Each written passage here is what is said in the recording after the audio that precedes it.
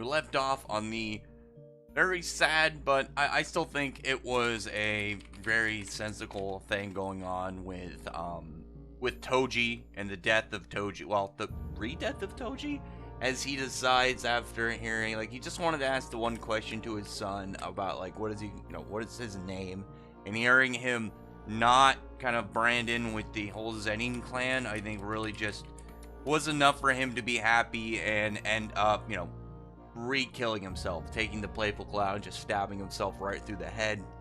I did like that part. I know that some people didn't, which is kind of confusing because I do think it makes a lot of sense. Like, we already knew, like, aspects of this technique, how Toji specifically, because of his lack of curse power, was kind of like messing with it already in the normal structure of it, as well as we already saw him before kind of like gain back control and not just be that kind of like mindless zombie berserker.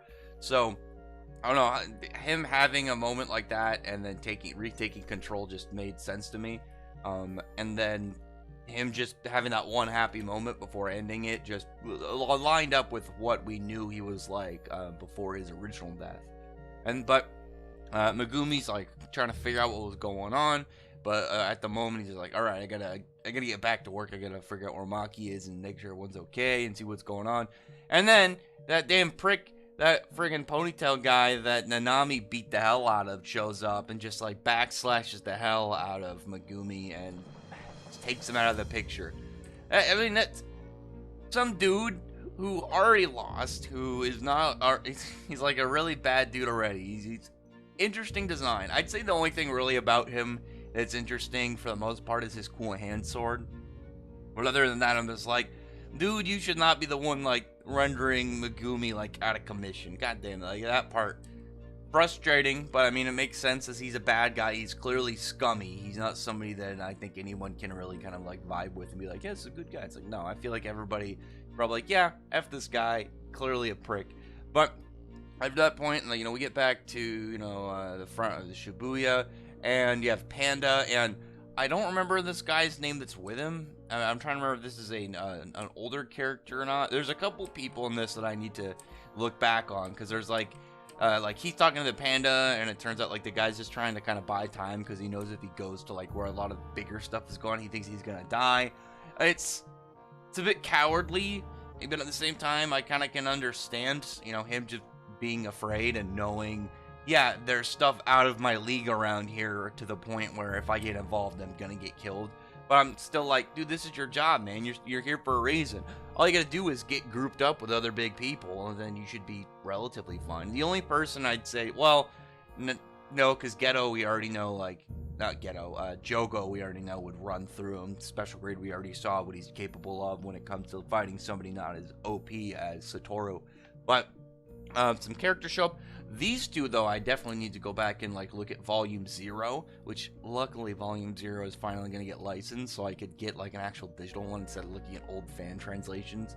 But these two, because they're part of Geto's crew, and I'm wondering if they were part of the group that was shown in Volume 0, because the ones I remember the two girls that we already saw, unfortunately, that died recently. I remember them. And then the dude from Africa, because he, the African shaman, because not only was he, there's like a small part where he confronts Satoru in Volume 0, but also there's a chapter that has him on the cover with Yuta, and that's what led to some theories of like if Yuta ended up kind of like joining up with them, or what's the issue with that. But these guys are, they're having a discussion with the two girls, Nanako, and then I forgot the other girl's name.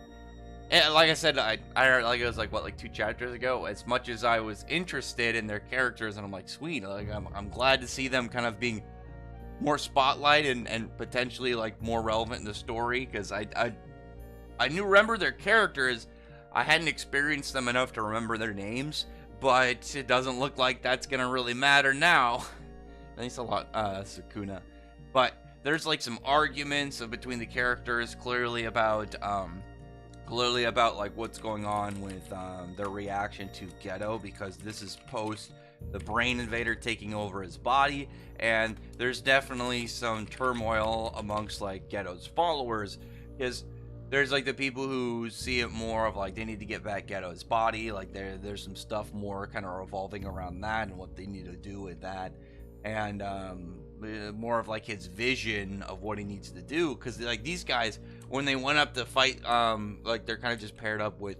In an idea gets panned to this other guy, and they're like, they don't really want to kill another sorcerer because we knew that Satoru wanted to create a world without non-sorcerers because it's just like, you know, the ideology created, or the ideology that kind of just like forged around him. We saw like how he saw non-sorcerers as really the problem. So I actually really like this part. It was a pretty like quiet chapter until like the very end, but I think this part was actually really interesting because not Satoru, Geto, it was kind of displayed very much almost like a religious character in a lot of ways. Like he has this cult around him, and there's been cult groups before in series, but I think this was done very interestingly enough in a much more built, like usually when you have like like crazy cult characters and stuff, it feels way more plot, like it feels way more like plot important at the time, whereas this feels very kind of like quiet, and it's like it's building up stuff for way later, because these characters are like discussing what do they need to do in order for like ghetto related information and like stuff for the future. And you have the people who want to retrieve his body because they don't want like Ghetto's remains and whatnot being taken over by somebody else and everything around that, whereas these other guys are kind of like looking more towards like Ghetto's vision and what Ghetto wanted versus like how they think of like honoring him in the dead. And there's just some interesting stuff around there in regards to like their views on like Ghetto and his teachings and what they need to do. And I do like that. There's like some turmoil amongst their group just based off of like the ideas and kind of like where they see things should go forward and how they should resolve this issue.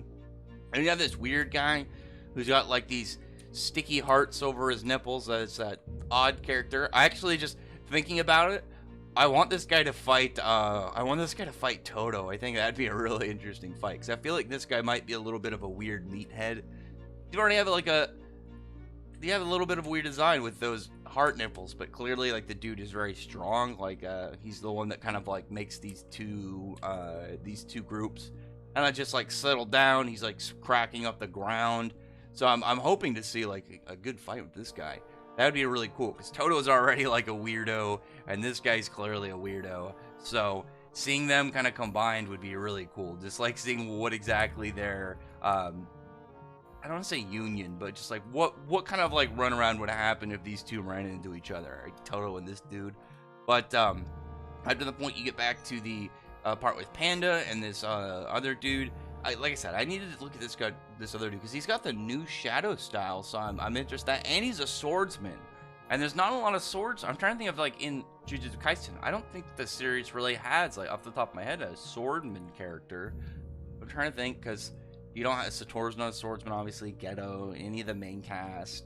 I don't think there's much for sword dudes, so I'm interested to see what this guy would be capable of. And I'm wondering like where he would actually kind of like fit in power wise, because with this guy like kind of wanting to run away and not really be in the fight, I'm wondering if he's like maybe a character who's not actually strong, but then I don't know if that would make a lot of sense with him right here where he's ready to fight these guys, or if he's kind of like just some big realist where he's like, listen, I'm not gonna do anything against like certain characters that are just gonna kill me, so I'm not going in on that. Just where instead of it's like, I have to do what I can, he's just like, in reality, I'll just show up and die. Because, I mean, like, him versus someone, like, if you ran into, like, Jogo, yeah, Jogo would just instantly kill him. But before they were able to really get into a fight, before anything kind of, like, really picked up between them, huge explosion in the background, and here comes Satoru and Jogo, which I'm very curious to know why exactly Sukuna is attacking Jogo, because I thought he had formed like a pact with him, so very intrigued to see where this goes. I'm wondering like if there's maybe some play from Yuji in there.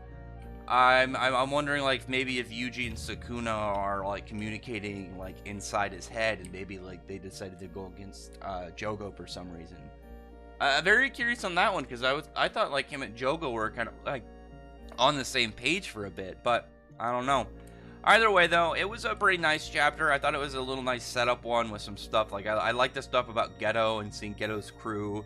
And I'm really intrigued to see, like, more from Geto, like, his influence. Because I think that out of his character, he has this almost, like, dark Jesus kind of setup going on. And I do think that's really interesting. And I did like his character. And I'm wondering if we're gonna ever get him back, like if he's gonna end up taking over like the body again from the Brain Invader, or what they're gonna do with that, because there's definitely still lingering aspects of him in the body, as we saw when it grabbed its the throat of his body and was trying to choke out the Brain Invader dude. But I don't know. We'll see for now. I mean, we'll just have to wait. And I am hyped for the more of this. We're still on the Shibuya incident, which, what is this, like part 30 or something? I'm trying to look real quick. 32. Jeez, this is only like, the series is only 114 chapters, so this is a fourth of the series. It's in this one arc. It's crazy when you think about it. But anyway, other than that, don't comment below. Tell me your thoughts are about this chapter, and tell me your thoughts are about what's to come up. Why do you think Jogo got attacked by Sukuna? I'm very intrigued to know, like, what reason Sukuna decided to go against him. Maybe he's like, I'm gonna do what you wanted, like what you asked, but I need to warm up, and you're right in front of me, so game on. But other than that, don't comment below. Thumbs up the video from the like button, subscribe button, and check out my other videos. But other than that, I appreciate everyone who's already subscribed. I thank you all for listening. Bye.